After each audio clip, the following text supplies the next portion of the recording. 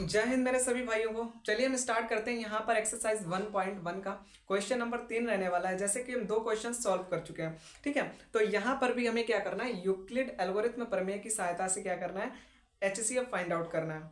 ठीक है, आवाज वॉइस सब क्लियर है ना? ओके मेरा भाई, ठीक है। देखिए यहाँ पर हम क्या करेंगे, जैसे कि हम पहले भी सवालों में कर चुके हैं भाई, जो बड़ी संख्या होती थी उसके तरफ हम ग्रेटर देन का चिन्ह लगाते थे और छोटी वाली को इधर रखते थे। फिर स्टेप फर्स्ट में लिखते थे, बड़ी संख्या को बाहर लिखते थे बराबर 32 गुणे। अब यहाँ पे हम क्या करते थे कि हम भाई इससे भाग देते थे। 32 से हम 616 में भाग देंगे और 616 में भाग देंगे। इसका मतलब क्या है कि आगे देखते हैं क्या करना है हमें।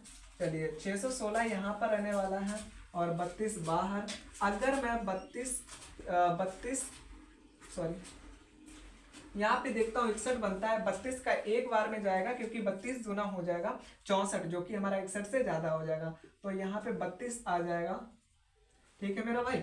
और यहाँ पे 11 में से कितना जाएगा, दो जाएगा, 9 बचेगा। और यहाँ 5 में से 2, ये 29 बचेगा, ठीक है। और फिर क्या करें, हम आगे वाला 6 उतार लेंगे।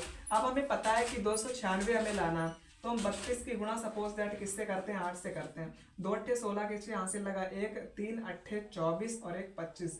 हमारा 256 हो रहा है, जो कि हमारा कम है।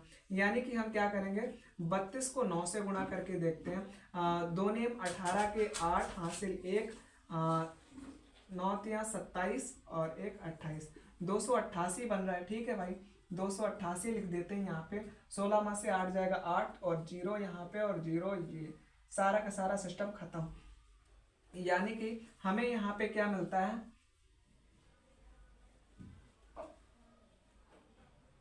हमें यहाँ पे ना, हमने कितनी बार में किया, 9 बार में किया, 19 बार में किया और प्लस 8 शेष मिल जाता है। अब मैं क्या करता था, ये वाली संख्या को बाहर रखते थे और बराबर यहाँ पे 8 इंटू 8 चौके 32 होता है, ठीक है भाई।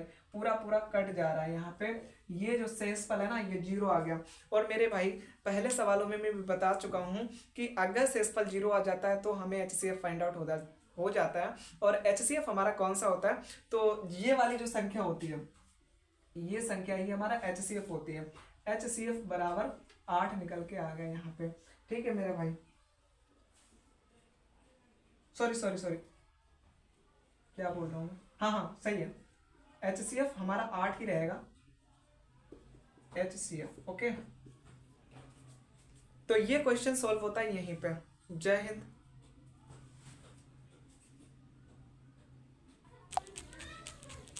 ठीक है, और यहीं पर हम क्वेश्चन नंबर 4 को देख लेते हैं फटाफट से। क्वेश्चन 3 नंबर हमारा सॉल्व हो गया, ठीक है।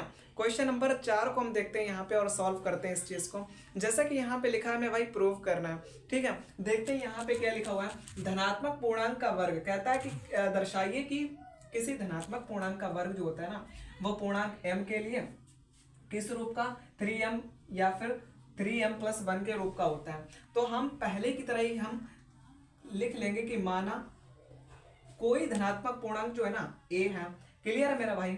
और a है, इसका बात सही है।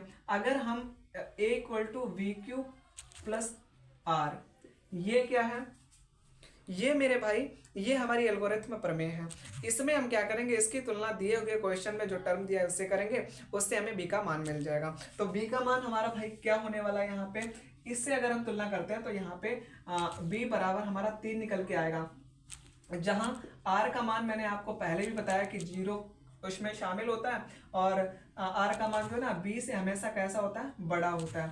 तो मैं यहाँ पे लिखने वाला हूँ r बराबर क्या होता है, 0 आएगा, 1 आएगा एंड 2 आएगा, 3 नहीं आएगा। 3 मेरा b का मान है और r का मान हमेशा b से छोटा होता है, ठीक है मेरा भाई।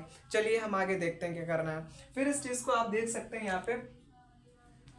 मैं क्या करूंगा, इस वाले फार्मूले में ना तीनों मान रख दूंगा और फिर उसका वर्ग करके हमें ये सिद्ध तो करना ही है कि भाई पूर्णांक का वर्ग की बात कर रहा है, यानी कि स्क्वायर करना पड़ेगा।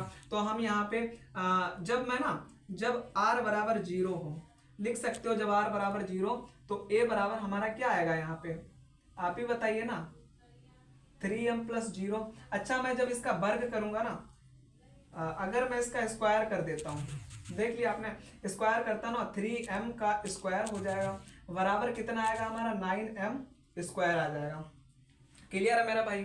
चलिए फिर मैं देखता हूँ ना, जब r बराबर 1 रखता हूँ, a equal to 3m plus 1, अगर मैं इसका स्क्वायर करूंगा तो यहाँ पे क्या निकल के आएगा, 9m square plus 1 and plus 6m। Okay, यहाँ पे इन दोनों टर्म में से 3 कॉमन ले लेंगे तो 3 यहाँ पे आ जाएगा and 3m square plus 2m और प्लस 1, ये सारी की सारी वैल्यू हमारी m की हो जाएगी। ठीक है, अगर हम r बराबर 2 लेते हैं यहाँ पे तो a बराबर क्या आएगा, 3m प्लस 2, और इसका अगर स्क्वायर करता हूं मैं यहाँ पे तो 9m square plus 4 and plus कितना आएगा, 2 इंटू 3 इंटू 2m। देख लीजिए 9m स्क्वायर प्लस 4 और प्लस यहाँ पे 12m आ जाएगा। क्लियर है मेरे भाई।